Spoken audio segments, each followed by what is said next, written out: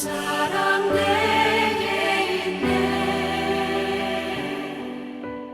그 사랑이 날 채우네.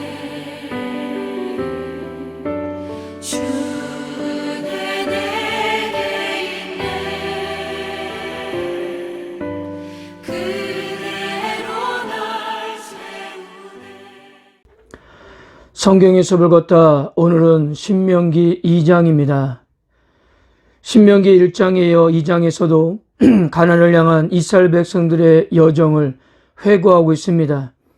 신명기 1장과 2장 사이는 38년이라는 긴 간격이 존재하는데요. 신명기 2장은 38년이라는 광야 생활을 마친 다음 이야기들을 회고하고 있는 것입니다. 그나마 민수기에서는 이때 있었던 일을 민수기 20장에서 24장에 걸쳐 매우 간략하게 요약하고 있는데요.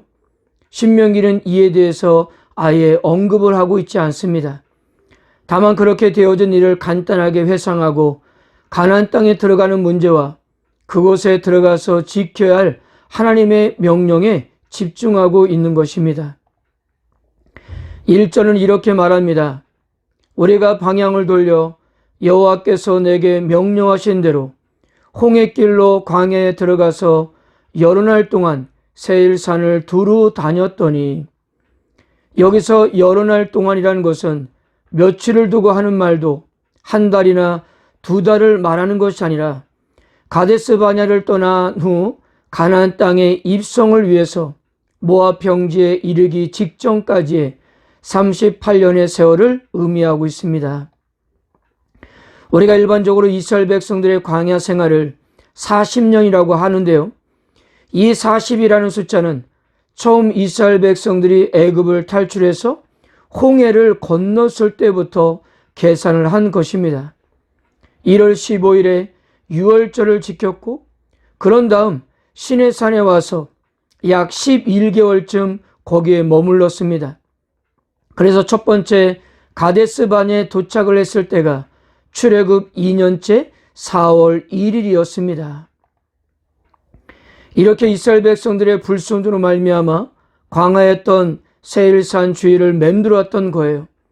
그들은 그렇게 38년 동안 광야를 맴돌다가 결국 출애굽한 지 40년이 지난 후에 모압 평지에 이르게 되었던 것입니다.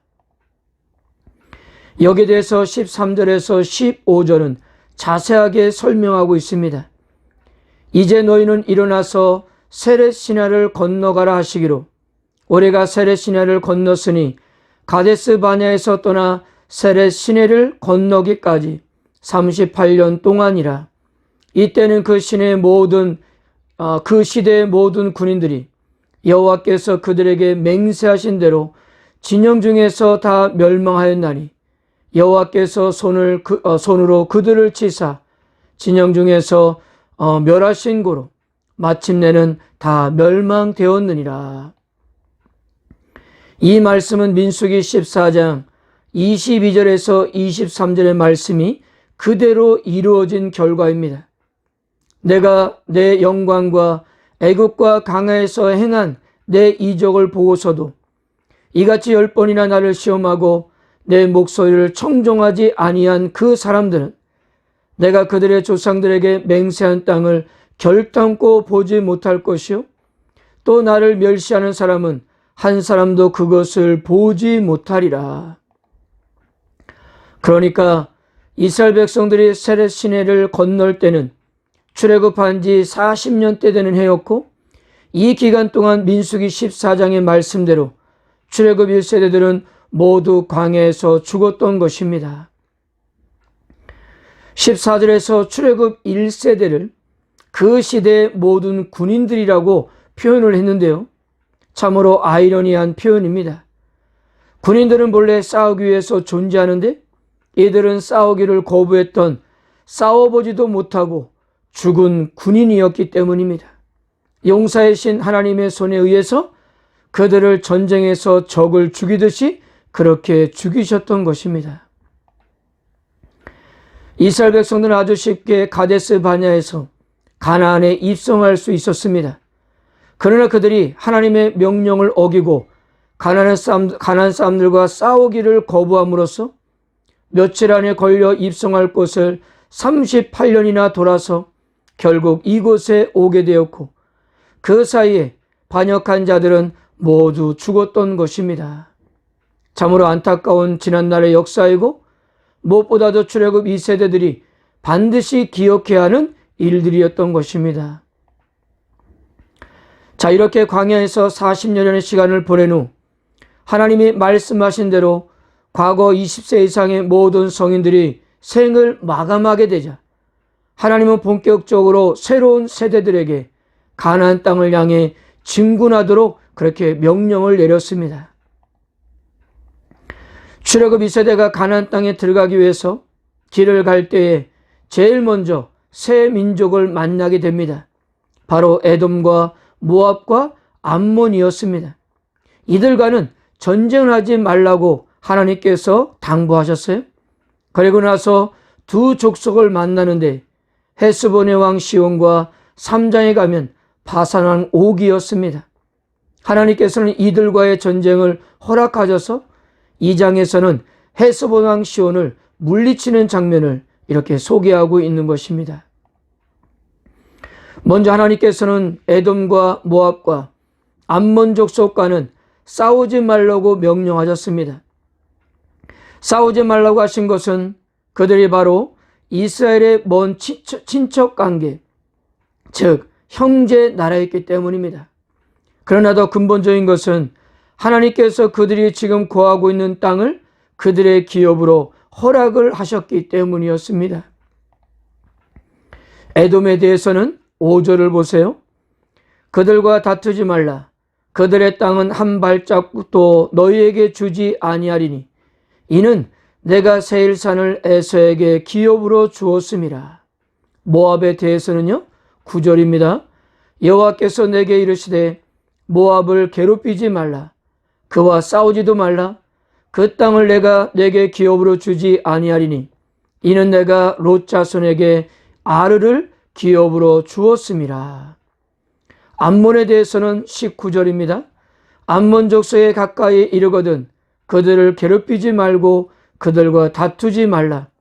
암몬 족속의 땅은 내가 내게 기업으로 주지 아니하리니 이는 내가 그것을 롯 자손에게 기업으로 주었음이라. 그들에게 그 땅을 기업으로 주었다는 것은 그들이 그 땅을 차지하고 나라를 이루는 데까지 하나님의 도움이 있었다는 의미입니다. 자, 10절에서 12절 그리고 20절에서 23절을 한번 참고해 보세요. 에돔과 모압과 암몬 족속이 이 땅을 차지하기 전에 그곳에는 이미 아낙 족속과 같이 강하고 많고 키가 큰 존재들이 거주하고 있었습니다. 정말 공포를 자아낼 정도의 거인들이었어요. 그런데 에돔과 모압과 암몬은 그들을 물리치고 그 땅을 차지한 것입니다. 여기에 대해서 21절은 이렇게 말씀합니다. 여호와께서 암몬 족속 앞에서 그들을 멸하셨으므로 암몬 족속에 대신하여 그 땅에 거주하였나니. 물론 지금의 에돔과 모압과 암몬이 이러한 사실을 인지하지 않더라도 하나님께서는 과거 에서에게 또한 롯에게 하셨던 약속을 신실하게 지키셨던 것입니다. 그리고 12절은 이렇게 표현합니다. 호리 사람도 세일에 거주하였는데 에서의 자손이 그들을 멸하고 그 땅에 거주하였으니 이스라엘이 여호와께서 주신 기업의 땅에서 행한 것과 같았느니라. 앞으로 이스라엘이 가나안 정복을 위해서 함께 하시면서 도우실 것처럼 그들에게도 동일하게 역사하셨다는 것입니다. 그들은 결코 선택된 백성이 아니었음에도 불구하고 과거에 하셨던 약속을 하나님은 신실하게 이루고 계셨던 것이었습니다. 저는 이 부분에서 출애굽 1세대들이 광야에서 다 죽게 되었다는 사실이 너무나도 아쉬웠습니다. 그들이 38년 전 가데스 바냐에서 하나님께 불순종했던 것은 가나안 땅에 살고 있었던 아낙 자손들이 무서웠기 때문이었습니다. 그래서 그들에게는 하나님이 보이지 않았던 거고요. 그런데 보세요.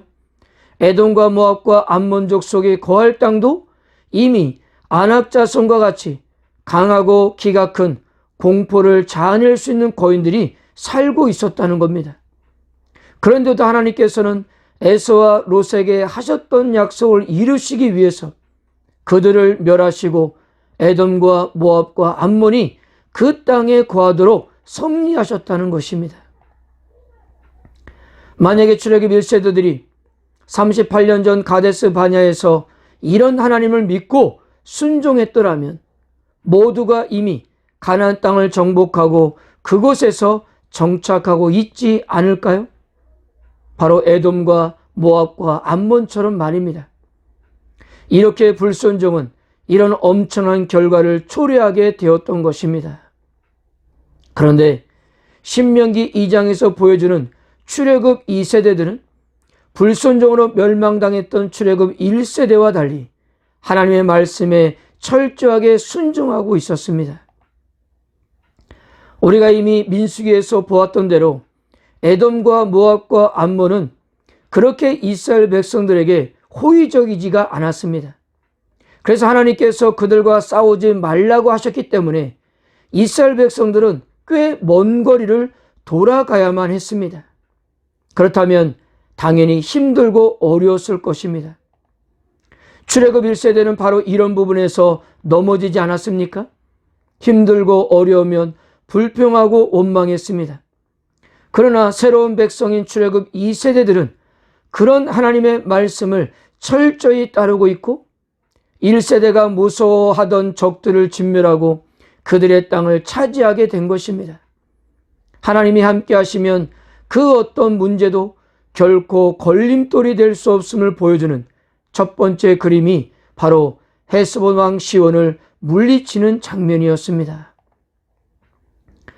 그리고 36절과 37절은 이렇게 마무리합니다.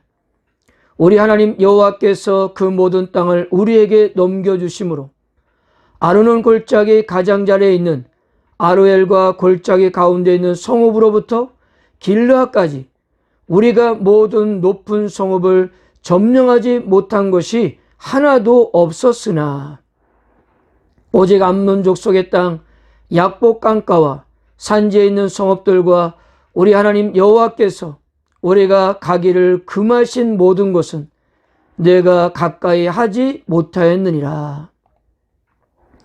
출애굽 1세대는 하나님께서 가라고 하실 때 가지 않았고 가지 말라고 하실 때 갔습니다. 그러나 출애굽 2세대들은 하나님께 철저히 순종하면서 따르고 있는 거였습니다. 사랑하는 성도 여러분, 우리는 하나님께서 가라고 하면 가고 멈추라고 하면 멈춰야 합니다. 하라고 하면 하고 하지 말라고 하면 하지 말아야 합니다. 이스라엘이 경험한 과거의 실패와 현재의 승리는 모두 한 가지의 기준으로 갈리고 있지 않습니까? 그것은 바로 순종이었습니다. 하나님 말씀에 순종으로 나아가는 하나님의 백성들 앞에 키가 큰 거인, 높은 성벽이란 존재하지 않았습니다.